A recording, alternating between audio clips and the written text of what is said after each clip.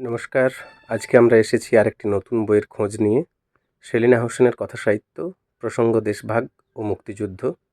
লিখেছেন বিশ্বনাথ কুইরি। কলকাতা বইমেলা 2026 এটির প্রকাশকাল।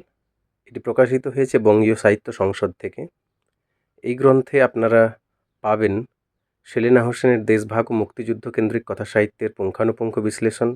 একই সঙ্গে 1947 ও 1971 সালের দেশভাগের ইতিহাস বিশ্লেষণ আর আখ্যানতত্ত্ব, নারীবাদী ভাবনাচিন্তা, ইন্টারটেক্সচুয়ালিটি এসবের আলোকে কিভাবে সেলিনা হোসেনের প্রাসঙ্গিক এই কথাসাহিত্যগুলিকে আলোচনা করা হয়েছে তার একটি ধারা বিবরণী।